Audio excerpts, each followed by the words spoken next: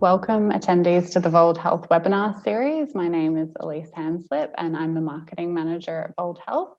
The topic of today's webinar is 2020 in review and kickstarting planning for 2021. I am joined by Jack O'Brien, who is the Chief Operating Officer at Clinic Mastery and host of the podcast Grow Your Clinic. As a recognised health clinic business mentor, Jack helps clinic owners to grow their clinic by leading inspiring teams and transforming client experiences to amplify their impact and help more people. Having owned and run 6 companies himself and a physio clinic across 5 locations, Jack is well aware of the difficulties clinic owners face in leading a team, caring for clients and trying to grow a business as well. Jack, would you like to tell us a little bit about your background and how you joined the Clinic Mastery? Yeah, sure. Thanks for the intro, Elise. Quite the rap sheet. Yeah, as you mentioned, I'm a physiotherapist by trade, first and foremost. That's my first love. And I got into physio, playing a lot of sports as a junior and spending a lot of time in the physio rooms. And yeah, was really passionate about health and fitness. So going to physio, straight into private practice, and ended up purchasing the practice that I was working in 2.5 years after graduating.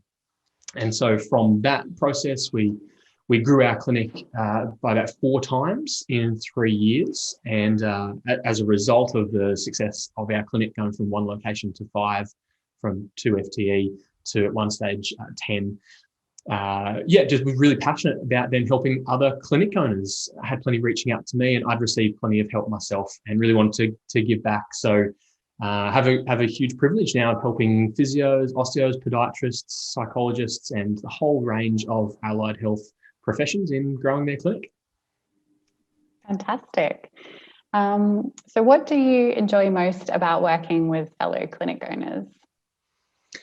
Oh, clinic owners and health professionals in general are a special breed, right? And I'm one of them. And so, yeah, our role at Clinic Mastery is helping clinics to grow so that they can amplify their impact and help more people. And, you know, for me, overwhelmingly, health professionals care. And that's what I love. It's not so much about the business side of things, although, of course, you know, there's a commercial reality to what we do. But I really enjoy helping clinic owners realize their dreams of helping more people.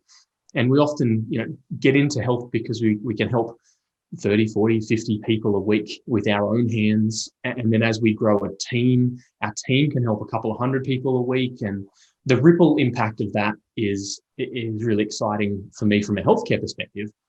But also, as health professionals, we're just not trained in the business side of things, the commercial skills. And we fundamentally believe business is a skill that can be learned, but it's not taught at university. And so I see so many business owners have a passion for helping people and yet don't have the skills to enable them to lead a team, to create amazing client experiences. And so being able to help clinic owners learn the skills to run a business that really amplifies their impacts and also then gives them the time, the impact, and the income that they've worked hard for and they deserve.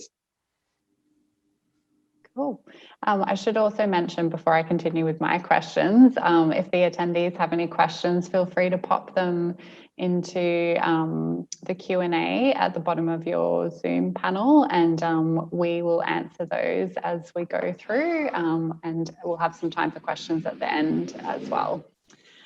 So my next question is, what are the main reasons or challenges that clinic owners come to you with? Yeah, there's a couple of different challenges depending on the stage or the phase of business that clinic owners are in. So, you know, we think about the startups or the early stage, maybe the solo hero clinic owner, and their challenge is time management. They're usually pretty good at, you know, finding patients and filling their books, but creating this time and space to be able to work on their business and grow their team is one of the biggest challenges for them. And then as clinics progress and there's a couple of team members on board, maybe some admin support, or we like to call client experience officers, it really is a time to systemize the business and make sure there's some consistency and predictability. So, you know, the problem, to answer your question, is a lack of consistency. and lack of predictability in that middle stage of business. We refer to that as the practitioner or the professional level. And then clinic owners really want to progress up towards a performer level. So we talk about players, practitioners, professionals, and performers. And often the challenge with a performer clinic owner is that they're the bottleneck and that everything relies on them, or there's cash flow and profitability issues. So you kind of go through that whole range of needing new clients to then being really busy needing more team members to then needing more systems, and then ultimately creating the freedom and the impact that the business owner wants. Yeah, I'm sure that's definitely a challenge, especially if they've built up their own client base and people are coming in to see that one practitioner in particular, and then they start growing their team, but they've got to try and, get the other practitioners in their practice just as popular as them, I guess, offering the same level of service that the clients are coming to them for. You're right. It's a real challenge for clinic owners. We often just do what we know. Yeah, you kind of stumble. A lot of people stumble into clinic ownership, or have a pie in the sky dream of giving it a crack, but without much concept of what it's going to take on the back end. And so we do what we know, and then we really need to increase our education so that we know what to do, so we can do what we know. And so it's this real challenge for clinic owners to find new clients, to find team members, and create the systems and predictability so that their dreams are realized. And that it's different for everyone. I think some people are quite commercially minded and want to realize some of the gains that they can make financially from their clinic. A lot of clinic owners are really altruistic and want to make a difference philanthropically, but also locally and globally, and have this team where young professionals fall in love with what we do. I know so many clinic owners are frustrated that maybe the career span of a physio or an exercise physiologist is cut short because of burnout. And so we want to nurture young practitioners, or we want to create multi-sites and really duplicate across multiple locations. So there's so many challenges that clinic owners are often big dreamers, but being able to put the steps in place is sometimes where they need a bit of help. Mm-hmm. So when they come to you with their challenges that they're seeking help with, what's your process with that, and how do you prioritize or develop a strategy with them? So it's quite a process, right? Because there's no point trying to build something unless we know what we want the end to look like. And sometimes, decades in the future is hard to comprehend. So usually we'll start with what we call clinic owner desire statements and help clinic owners try to articulate what they want their whole life to look like in 3 to 5 years' time, from a family perspective, an income perspective, a career and impact angle across a bunch of different domains. And so once a clinic owner has a bit of an understanding of where they want what they want their life to look like, then we can build the vehicle, which is their clinic, to make that a reality. And so what we need to do then is look at what does the clinic need to become, where is it currently, and what needs to happen to fill in the gaps. And the methodology that we've formulated is what we call the 7 degrees of clinic mastery, or the 7 degrees to grow your clinic. And so we do an assessment across those 7 degrees, being personal mastery, purpose in your clinic, team, client experiences, systems, finance, and which one did I miss? Branding, new client attraction and brand. And so we do an assessment across those 7 degrees of where does it need to get to and where is it currently, and what practically needs to happen in between for that clinic, for that business, so that the clinic owner's personal desire statement can be realized and come to life. Great. All right, we've got a question. Oh, someone says hi. We've also got a question from the audience. How do you assist owners in growing clinics in overcoming micromanaging and transferring trust to the rest of their team? It's such a key one, that transfer of trust, because clients, patients come and see us because they believe in us, they trust us, and often they've been somewhere else and haven't got the outcome that they desire or that they need. So there's a couple of key points to that. If we start big picture, kind of on a macro level, it's around team and leadership and creating an environment where you can lead and where your team members feel safe to be led.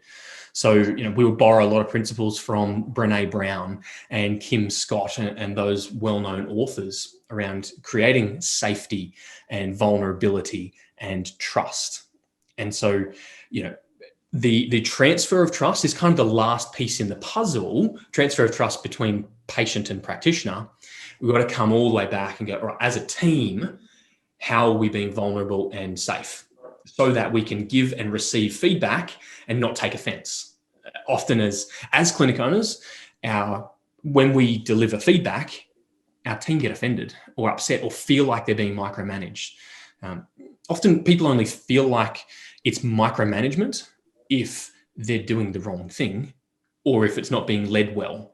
So when the same situation is led well and people are doing the right thing, it's not micromanagement. It's actually quite empowering.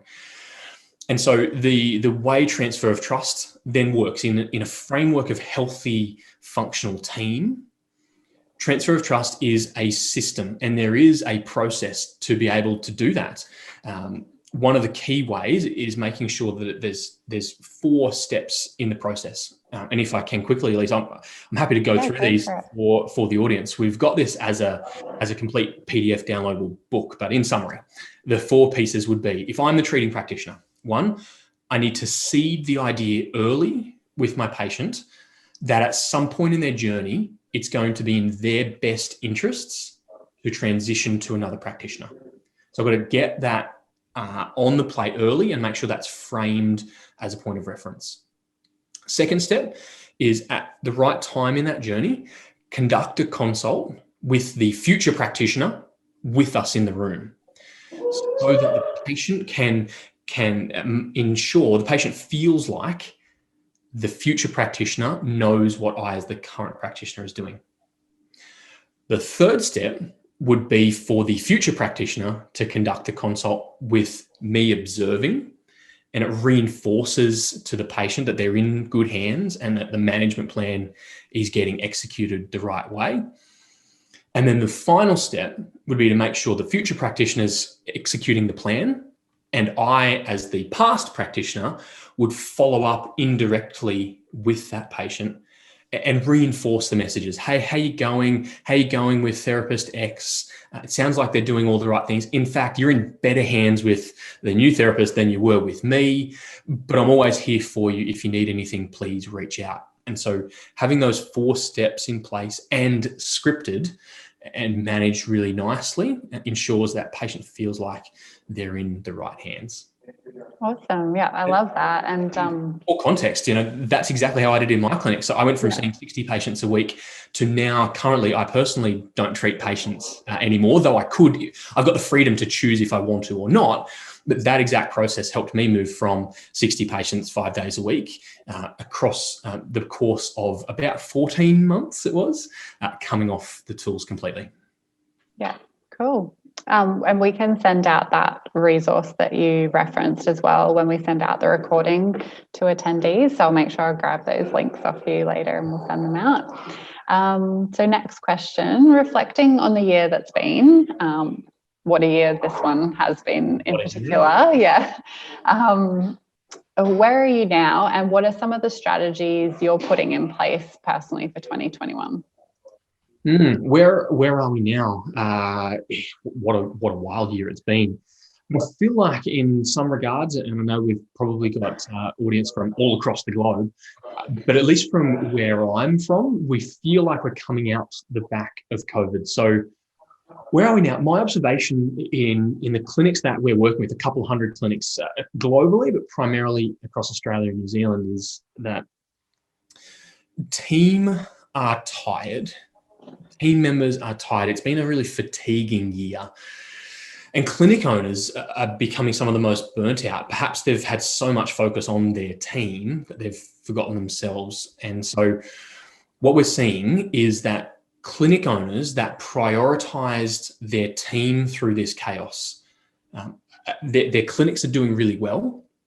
And now those clinic owners are taking time for themselves to refresh, rejuvenate, and get ready to go again, and lead with strength into January, not dragging their tail and limping across the finish line. So we've seen a year where leaders have really shone as clinic owners, those who have led well and have led proactively and made the best of every opportunity. They're the ones that have thrived. The ones that have really struggled are those who have maybe had a bit of a scarcity approach or worried and really consumed by all the coronavirus stuff. So the takeaway from that is to go, well, regardless of what's happened in the last 9 months or so, those that step up and lead with strength, safety, and vulnerability, and those who are being proactive with whatever situation they've got can win. We've seen clinics in harsh lockdowns in the centre of London or the centre of Victoria, two of the harshest lockdown places on the planet, are growing and hiring and even starting new clinics or transitioning telehealth or utilising tech, all sorts of different things. So that's what we're seeing. What strategies are people putting in place? Recruitment has really come to the fore in this season, and clinic owners have seen perhaps haphazard recruitment maybe over the past couple of years has led them to a really difficult situation now with frustration with team members. But those who have recruited from a place of values and culture are doing super well. And they've got a team that have united and come together and stuck by one another selflessly. And they're moving forward. So recruitment is a really big push. How can we, one of my colleagues, Shane Davis, my business partner, often says that we as clinic owners need to think of our role as being in the, recruitment, induction, and nurturing game.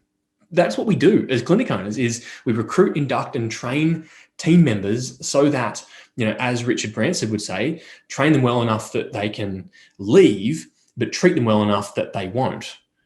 And so it's really about how do we nurture our teams so that we can continue to provide those patient experiences that we all so desperately want to provide. So recruitment's a big one. Self-development as a leader, and of course, mental health challenges have come to the fore, especially for business owners. It's been a tough year, and many of us have suffered losses financially or even emotionally or intangibly.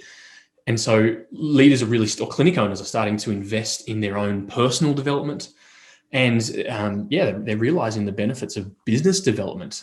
And we can't just hang a shingle outside and profess to be the best clinician. We've got to build a business that enables us to help more people. Because if we're going broke, we're not helping anyone. And so being cognizant of those commercial realities, personal development, and team development are really the key strategies leading into a strong 2021. Great. I think that almost answers my next question. How often do you suggest that clinic owners reflect and plan? So we've got an interesting philosophy on this one. And as I answer that, Elisa, I'd love any listeners tuning in live to jump in the chat and maybe just let me know where you're from. I'm really interested, maybe your suburb and country or your state and country where you're from. That'd be super interesting for me just in the chat panel. But how often do we suggest clinic owners reflect? So we recommend a cascading rhythm of reflection, because reflection is often about rhythm and making sure that there's regular routines in the diary for retrospection and prospection and looking forward. So what we rolled out for our community in the last couple of months is a new model. What we see is clinic owners and businesses typically run on a quarterly cycle, right? 3 months, January, February, March, April, May, June, etc. And we're often taught in 3-month sprints. But as your listeners, or as our listeners would know, if we sprint and then sprint and then sprint, you can't sustain it. It's unsustainable, right? So we've moved to a model that we've coined ASAP, the ASAP planning model. And what that stands for, it's obviously a play on words, not as soon as possible, but as sustainable as possible. So we want people to be planning and reflecting and growing their clinic as sustainably as possible so that we can impact, practitioners and patients right into the future. And what that means is a 4-month rhythm repeated 3 times a year, so as opposed to a 3-month rhythm 4 times a year. We've flipped it. So a 4-month rhythm starting July 1, like a normal financial year, or at least an Australian financial year. July, August, September, October is that 4-month period. And then it's November, December, which is where we are at the time of recording. November, December, January, February, through to March, April, May, June. And each of the 4 months has a focus. And you want to think of it not like an exponential curve that goes straight up, but almost a curve that's a sine curve, if you remember from your maths at school. It goes up and then it flattens out, and then it goes up again and then flattens out.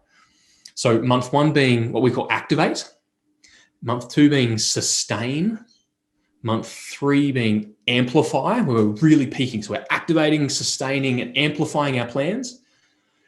And then month 4 being play, where we can take a breather, have a culture day or an alignment day with our team, take some time off as a clinic owner. Clinic owners should be able to take at least 6 weeks a year completely disconnected from their clinic. That's how you know you've got a real business or not, is if you can get away and the walls don't fall in. A 4-month rhythm repeated 3 times a year. And it allows you 3 key moments in those play months, being October, February, and June, to really reflect and then set your targets for the next 3 months, 3 to 4 months. We don't typically plan for the 4th. Set your targets and then set sail, sprint for 3, knowing that we can rest after the 4th one. So I know that was quite a long answer for you, Elise, but allowing those 3 key moments a year for big retrospection and planning. And then we would also suggest that clinic owners, ideally, every 6 weeks, take a long weekend. So get out of there, ideally for a 4-day weekend, maybe Thursday, Friday, Saturday, Sunday, and reflect and decompress, because clinic ownership is tough, right? It's hard work, and we work big hours, and we carry the burdens of putting bread on the table for our team members and the healthcare concerns of our patients. So looking after yourself and filling your own cup is critical every 6 weeks. And then those big rocks every 4 months. Awesome. So we do have one attendee from Sri Lanka, Taylin, and he says he's planning on starting a clinic next year after graduation. Exciting. Getting right into it. I love it. And it's a great opportunity, whether, experience is a funny thing, Elise. Sometimes we think, I can't do it till I've got 10 years of experience, but, experience is neither positive or negative. 1 year of experience repeated 10 times, it's worth just as much as 1 year experience. So for Tilan, go for it and get the right people around you, and you'll absolutely be able to thrive. Great. All right. So how do you celebrate wins? Or how do you suggest clinic owners celebrate wins? All right. So we love celebrating wins. So there's a couple of key pieces around this. We want to think about rhythm. So as clinic owners, we want to have rhythms for our team and then rhythms individually. Because what happens, right, is so often the fires scream, the problems are loudest, and all we focus on is the problems, and we forget to note the progress. So wins are huge. And we need to make sure we diarize them, because they often don't scream the loudest. So we want to diarize these rhythms. I touched on before a culture day or an alignment day, at least every 4 months with your team. So 3 times a year, where we shut our clinic down for half a day. I know some clinics would shut their clinic down for a full day and focus on team nurturing. So yeah, it costs you a little bit of money, that lost revenue for a couple of hours and the wages, you can do the sums and it feels like it costs you money, but the return on that investment is huge. team members that stick around, culture that's improved, and some of those intangibles. So at least big alignment day celebrations 3 times a year, every 4 months. In between then, we want to meet ideally fortnightly as a team for some operational meetings where we kick off that meeting with some celebrations, some wins. We reflect on, we find through our dashboards and our analytics where things are going well, and we publicly acknowledge that at the start of every fortnightly operational meeting. And then we want to be having huddles. It might be a daily huddle. It might be 2 or 3 times a week, depending on the size of your team and maybe how many locations. And every huddle, we want to kick off with wins. And what we find is that those wins and celebrations will often be quite self-focused initially. My win today is I had this great outcome with a patient. We progressed from passive to active treatment within 3 sessions, and now they're back with their home exercises and using the apps. And those types of self-centered wins, my patients. But what we found is that over time, teams start recognizing one another. Yeah, my win for today is that, Elise, I noticed you've been struggling with that tech and you really lent in and used that app with that patient. And my win's for you today for using the app. Those sorts of wins. So every 4 months, fortnightly, and then daily as a team. And then as a clinic owner, it's our job to notice wins and recognize people in the heat of the moment when they've done something in line with our culture and values, and recognizing that publicly and privately. So it means we would suggest whatever chat platform you use within your clinic, might be Slack or Teams or Google Hangouts, whatever it might be, having a wins channel in there where you as the clinic owner are publicly recognizing people in front of their peers for great work done. And specifically, not just clinical work, but work that aligns with the core values of the clinic. So clinic owners doing it to a person publicly and privately. So it's we get cards. I get 100 cards a year printed with a photo of our team and just blank on the inside. And it allows me to write 2 cards a week, across the 50 weeks a year, 2 cards a week to a team member where I can handwrite, say, hey, Chris, I noticed you made it happen, which is one of our core values, when you took the bins out when they were forgotten to be taken out. And I really appreciate you going the extra mile and sending him or giving him that card. That's huge. And one of the other things that we recommend clinic owners do is to recognize wins in front of the family of your team members.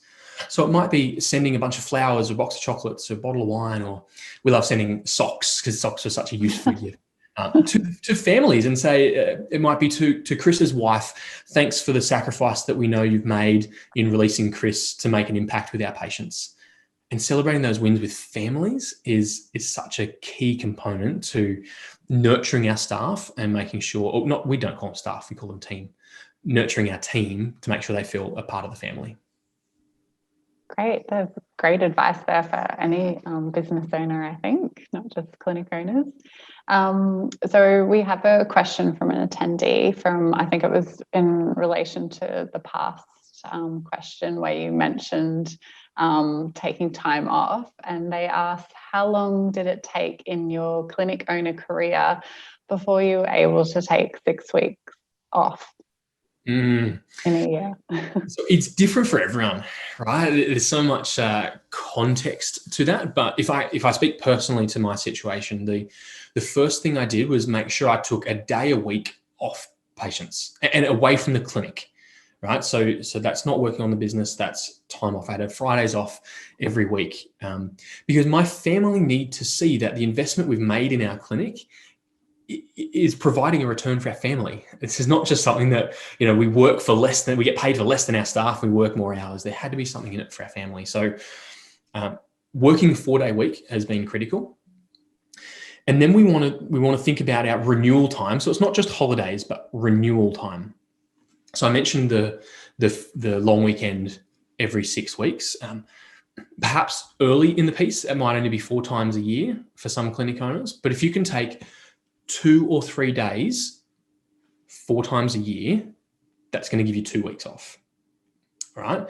Then we want to think about a 1 week adventure holiday, 1 or 2 of those, where you might go camping or go and walk the Kokoda Trail when the borders open up again, or go skiing in the snow and do an adventure once or twice a year. So we've got our little weekend retreats, we've got our week-long adventures, and then we want to think about a 2-week, once per year, a 2-week complete decompression.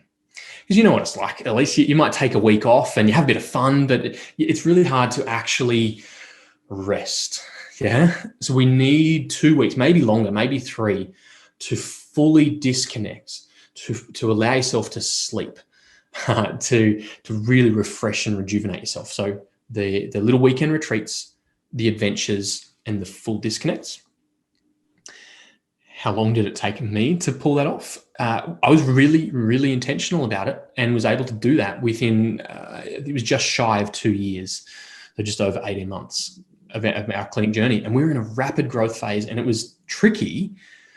But what sometimes, and this is really, I know people, and it's a tough time because we're not allowed to travel, and I realized a lot of people are doing it tough. So I appreciate the grace given to us by our listeners at the moment, but it's sometimes hard to talk about holidays at this time. The beauty of renewal time or holidays is that it forces us to level up as clinic owners. When you're, maybe you haven't taken time off for months or years, just getting away for that little weekend retreat forces you and your team to create some systems so that the walls don't fall in. And you get started with those little ones. And then maybe you're going off the grid for a week, or escaping with the family for a week. And so that deadline forces you to put the systems in place to delegate and empower your team to make decisions and carry responsibility, to think about when to get in touch with you. Like when are you actually needed?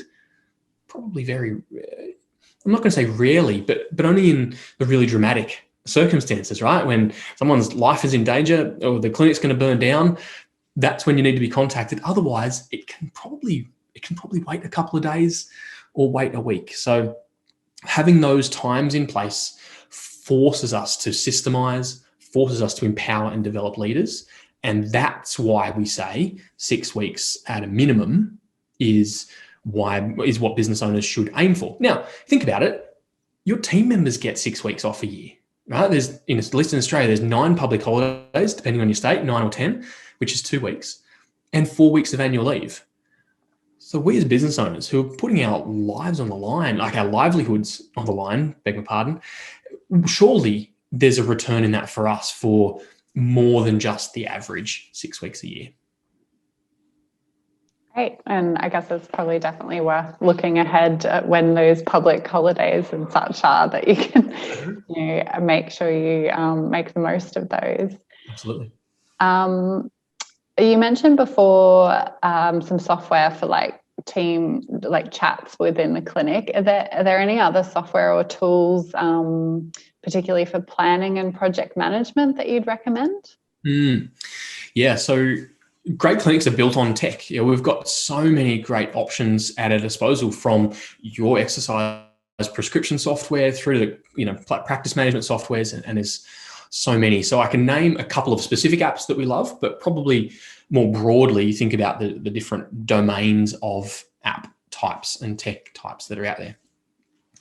We talk about often in clinics around the Venn diagram, or the 3 circles of team, task, and hub. So when it comes to team, how do you communicate as a team? In a clinic sense, where there may be days go by where you're in the same building as your team members, but you might not get much of a conversation, right? Because you're stuck in your 4 white walls of your consult room and you're seeing patients so much. So having a platform to communicate as a team. We love Slack. That's what we love to use. There are a couple of other variations. There's Microsoft Teams, Google Hangouts, you use Skype, Facebook Messenger, or groups. But having a team central place where you can create themes and threads to organize conversation. And this is a key one, to manage notifications. So the last thing practitioners need, or our client experience team, is to have their devices pinging at them all the time and distracting them from doing great work. So text message isn't a great medium for conversation, for work-based communication, nor is email. SMS, email, no go. But having a platform like Slack, you can thread, you can organize channels in a way that's asynchronous, meaning it's not live, it's not real time. It allows people to be thoughtful. So that's a key one from a team perspective. Then from a task perspective, we know people like pilots and surgeons, people who do really important work, they use checklists, right? So that they can create some repeatability and predictability around what they do. And healthcare is just as important. So why wouldn't we create checklists and rhythms and routines to make sure things are done predictably in a similar way each time? So a task hub where repeatable tasks, if something's got to be done more than once routinely, it goes into a task hub. Again, there's multiple ones. We love Slack.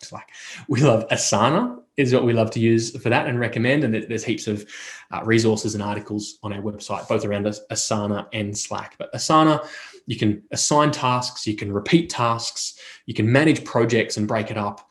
We can add notes and videos and systems as to how tasks should be done, but it means nothing slips through the cracks. And then finally, a hub where everything in your clinic can live. So we don't need the old policies and procedures ring binder that's up on a shelf somewhere collecting dust. We want live and accessible documents in a hub. So when I say live, it means these can change and adapt. And when someone in your team finds a process or a procedure that's inefficient or outdated, they can update it live. And so we want something that's live and accessible. We want people to be able to find an answer as quickly as they can Google something.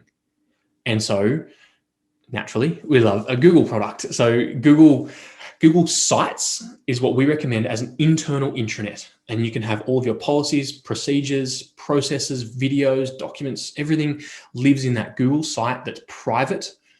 You can segment access, so practitioners can see their stuff, admin can see their stuff, management can see their stuff. It's all private and secure and accessible within 2 or 3 seconds of searching. So they're the kind of 3 big fields that we love to think about: is team, task, and hub.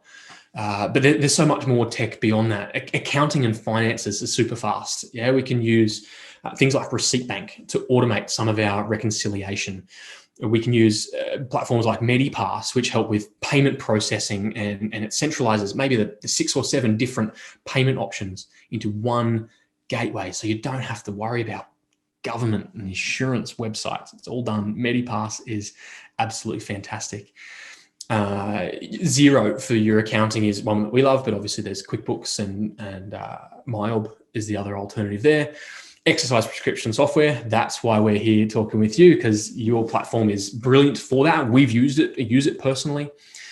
We love exercise equipment like the airbands and that type of thing that mean that exercise becomes real time and patients can engage with some of these leading technologies in a way that's personalized. Yeah, they can remember their cuff pressures and they can log straight in.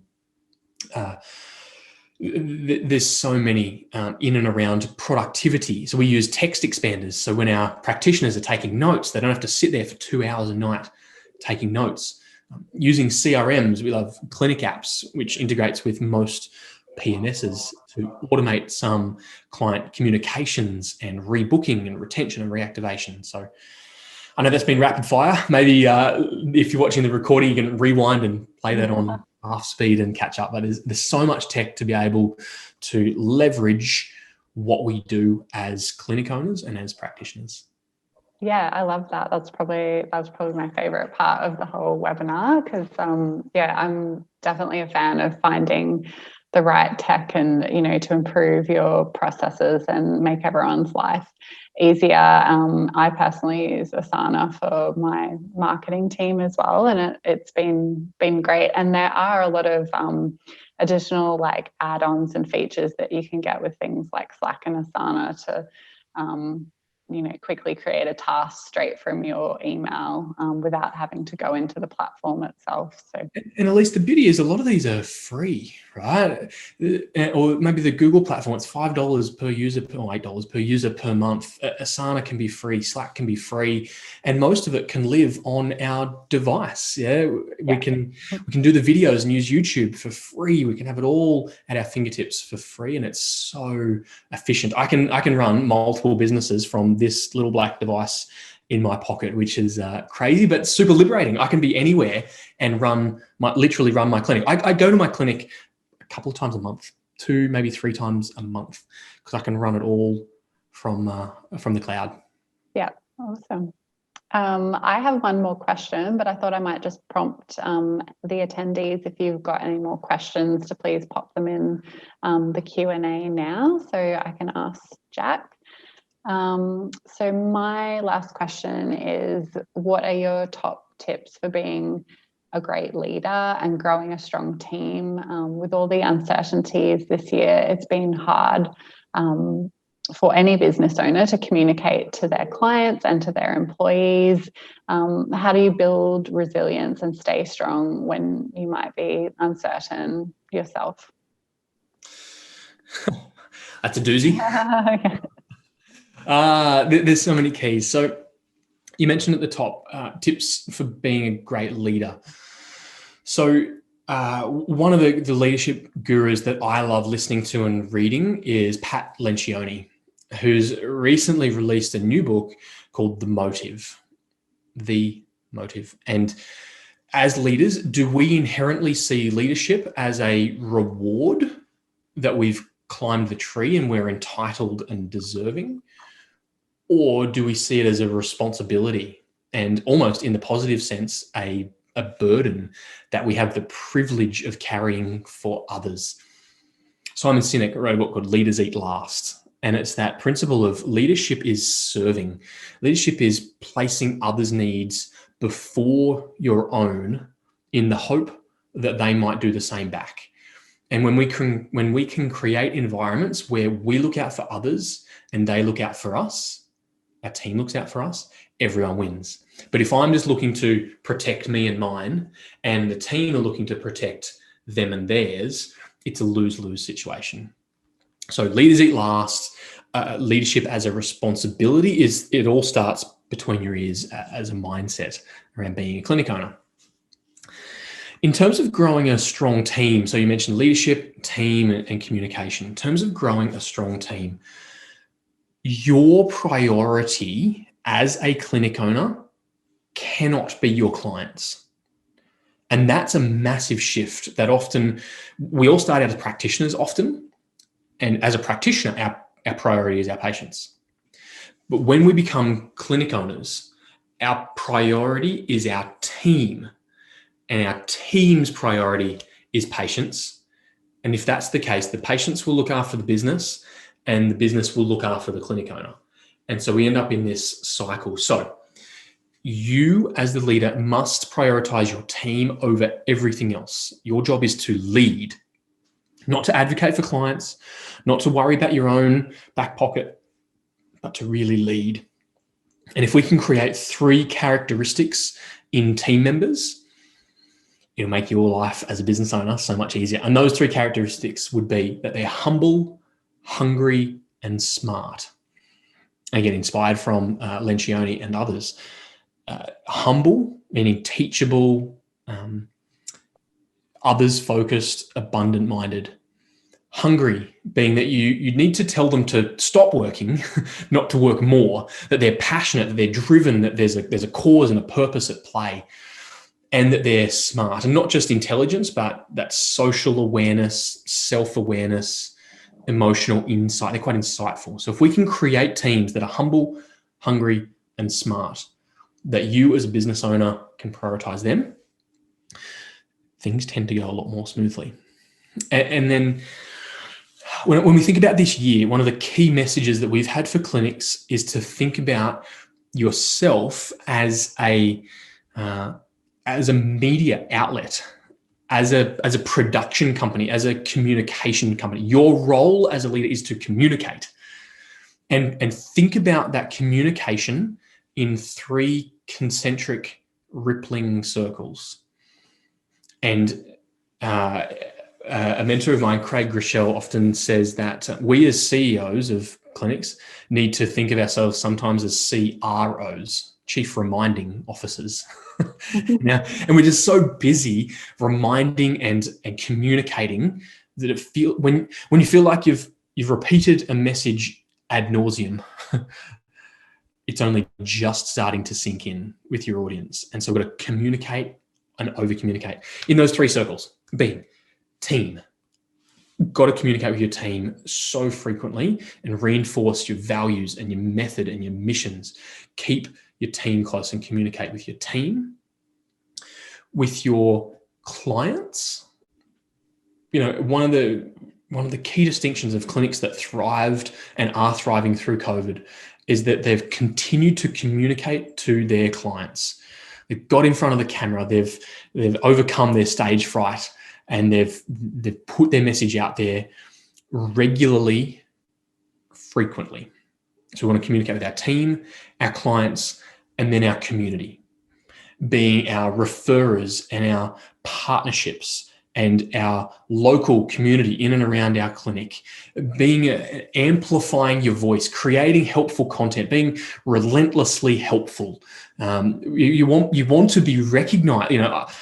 At a time, at least when I was really entrenched in my clinic, I had a bigger beard, like a really bigger beard, and we were creating so many videos and articles and so helpful, and putting it out across YouTube and Facebook and Instagram and LinkedIn and all the things.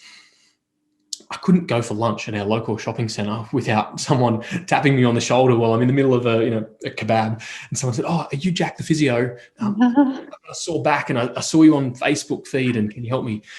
And that's when you're doing it right. When you're communicating with your community so much that your clinic is trusted, it's known, it's liked, because not everyone's going to need a health professional at any given time. But at some point, we know that almost every human on the planet will interact and engage with a health professional, and you want to be front of mind when that comes around as a clinic and as a clinic owner. So think about how you can leaders eat last and really lead with your team focused, create ideal team players that are humble, hungry, smart, and then communicate with that team, your current clients, and the broader community, and just create content. That's been some of the keys to really creating strong teams. Now, to loop that out, you mentioned like resilience and inner strength, and sometimes it's hard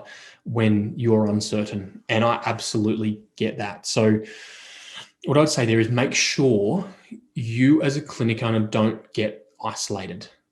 It is lonely, and no one in your team will ever understand the burden that you carry and the sleepless nights and the cost and the risk. And you can't bottle all that up. You just can't, especially in these times. So you need to be around mentors that have been there, done that, and are able to, you don't need to recreate the wheel.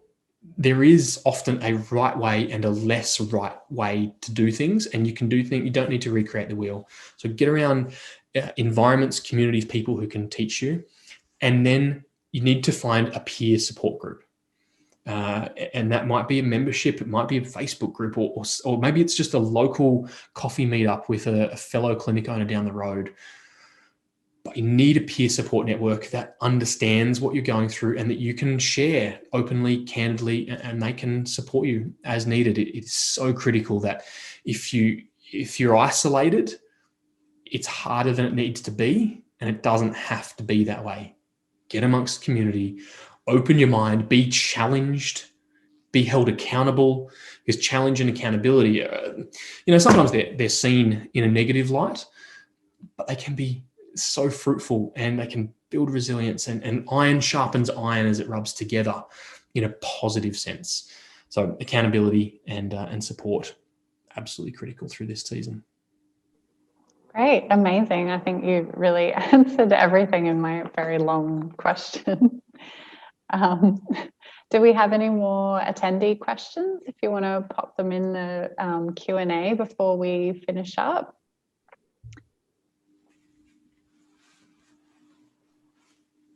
Do you have anything else you'd like to add, Jack? Maybe a little bit about, you can finish off with the resources that the Clinic Mastery offers, and we'll send out those links when we send out the recording. Yeah, absolutely. So we just love helping clinic owners to grow their clinic, and often business advice and business coaching is a little bit financially driven, and of course we've touched on there's a commercial reality to what we do, but overwhelmingly we love that.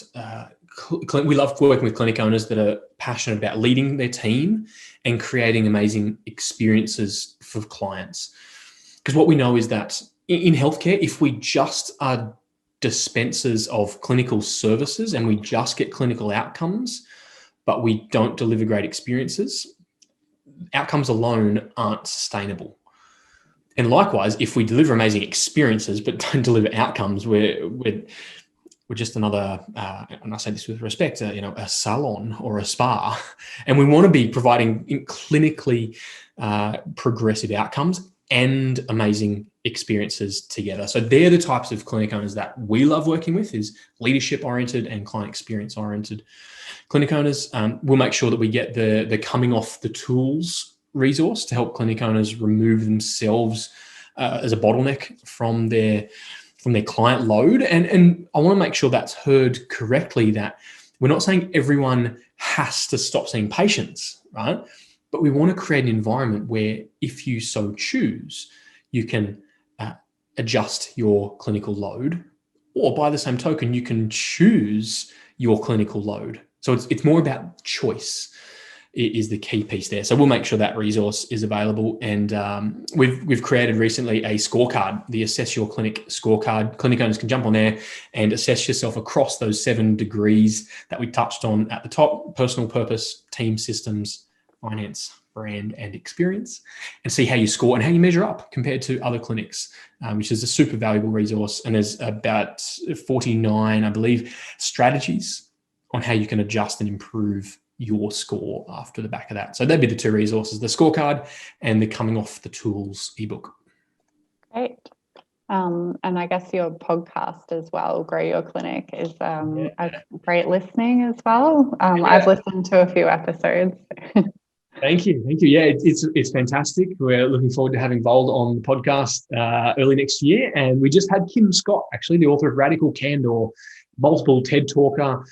It was a phenomenal episode. I learned so much doing that. Incredible guests. We're about 200 episodes deep. So if you search in whatever podcast player, Spotify, Google, iTunes, search Grow Your Clinic, you will find that in there, and you can binge listen to 200 episodes. Great. We've got one more question here from Dr. Samant. How do you see PT, physical therapy practice in 2021? It's such a changing environment, isn't it? And the reputation of physical therapy or physiotherapy, depending where you are in the world, is really shifting, and it's different at different parts of the world. But from the manual, hands-on traditional therapies through to the hybrid towards exercise physiology and active-based treatments. So PT, physical therapy, physiotherapy, is in quite an interesting position there in terms of who do we, and I speak as a physical therapist, who do we want to be as a profession? And so I would challenge Dr. Samant to think about who do you want, what do you want your profession to be known as? Do we want to be known as manual, hands-on, traditional, in that close contact realm? Or do we want to be considered at the other end of the spectrum as completely hands-off and active and exercise-based? Or, and I think this is specifically for PT, and obviously I'm biased, but I think our strength as physical therapists lies in our ability to bridge that divide, where there are some professions that are fully exercise-based and some that are fully hands-on. Physio is so beautifully positioned to provide both ends of that spectrum and utilize our communication skills, incorporating a biopsychosocial model that's really active but patient-centered. And so what I would say is that we have the opportunity to be truly patient-centered. And sometimes I wonder, and this is me more hypothesizing here, but I wonder if, because we know the best evidence, and that's somewhat subjective, because we know the best evidence, we think imparting that on our patients is patient-centered care. And I would challenge clinicians and clinic owners to think about truly patient-centered care that is evidence-informed and practitioner-guided, but patient-centered. And that's where PT, I believe, can thrive. Fantastic. I think that's about it then. There was a lot of gold in there, and I think a lot of the attendees are probably going to have to watch the recording again to pick up on a few of those things, and we will send that out to you tomorrow. So thanks everyone for joining us, and thank you, Jack, for all that awesome information. It was really nice to talk to you. You're welcome. And listeners, thank you for joining us live and on the recording, and looking forward to hearing from you.